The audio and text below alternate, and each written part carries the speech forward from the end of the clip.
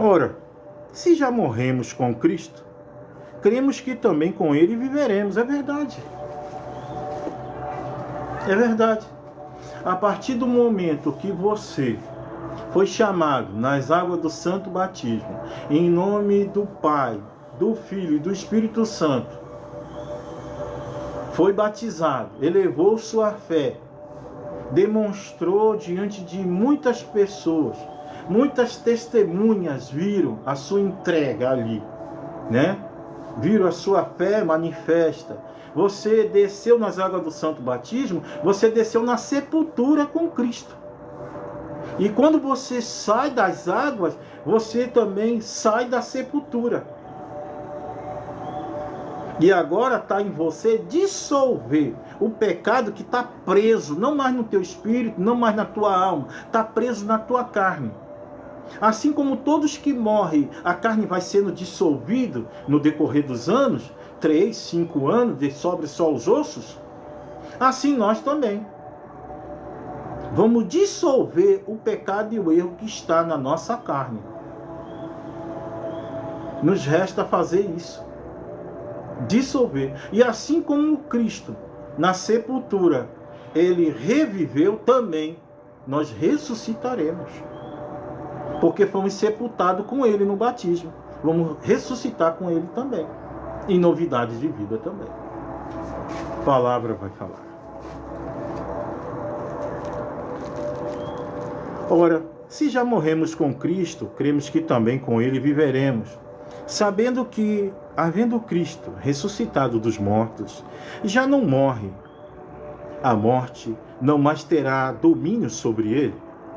Porque quanto a ter morrido, de uma vez morreu para o pecado, mas quanto a viver, vive para Deus. Então, a palavra de Deus está falando de um reino que não é mais a morte que domina. Agora, quando você desce nas águas do santo batismo, agora você entra no reino de Deus. E é ele que domina, é a vida que domina. Não é mais a morte que domina. Está entendendo aí? Não é mais a morte. Você saiu desse reino terreno para o reino de glória. Mesmo vivendo nesse mundo, nós vivemos em outro plano. Somos peregrinos nesse lugar. E vivemos por Cristo. É por Ele que vivemos. E sem Ele não há vida. O nosso inimigo mortal sempre foi e sempre será a morte. Mas naquele grande dia, a promessa para todos aqueles que, sepultando o velho homem, a velha mulher, e vivendo para Cristo em novidade de vida, é do outro lado dessa vida, com mais vida em abundância, dizer à morte: ô morte, cadê o seu aguilhão? Porque ela vai estar lá. Ela vai estar querendo pegar a gente e nós vamos estar dizendo para ela: cadê tua força? Cadê teu poder? Teu poder está na mão do meu Deus. E eu sou filho dele. Herança do Pai.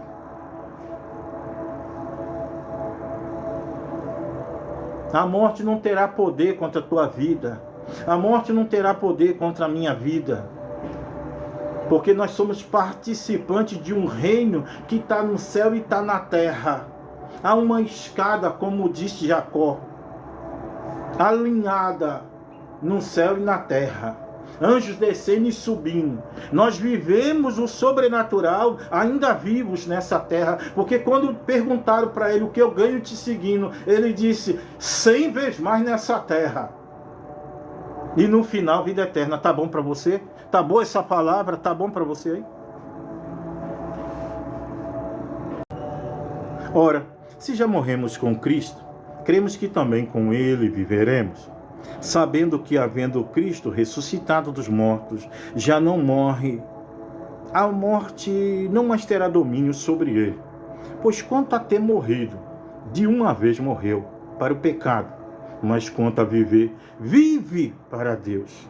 Assim também, vós, considerai-vos como mortos para o pecado. Bom, se eu estou morto para o pecado, Então o pecado perdeu o efeito em mim? Estou morto para o pecado. Como pode o pecado ter efeito em alguém que está morto para ele? Não prega isso não. Fala isso não.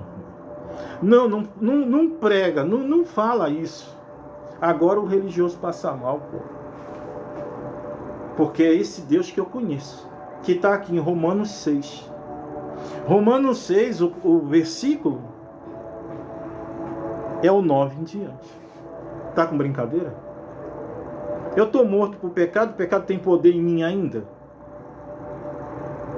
Ainda que eu cometa algum erro, cometa algum pecado, mas eu ando na presença, todavia ele não tem efeito, porque eu participo de um outro reinado, aonde o governador, o rei, é Cristo, é Jesus Cristo, é Deus. É Ele quem me julga, é Ele que traz o juízo sobre a minha vida. Não é a lei que traz o pecado. E eu só conheci o pecado por conta da lei. Eu não sabia o que era pecado até a lei me anunciar. Mas ela nunca serviu de nada para ninguém. A lei só servia para a condenação do ser humano, até que a graça superabundou no meio do erro. Agora eu vou viver de lei?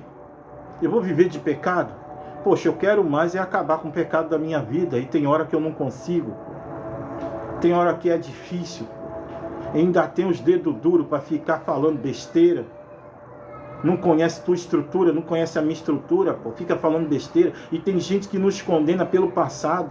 Não larga do passado. Pergunta para ele se ele conhece teu futuro de glória. Pergunta para ele, pergunta para ela se ele e ela conhece o que Deus tem para tua vida. Pergunta para ela, porque o que eles sabem fazer é apontar teu passado. Quero ver se eles são adivinhão, profetas, oráculos para falar do teu futuro de glória.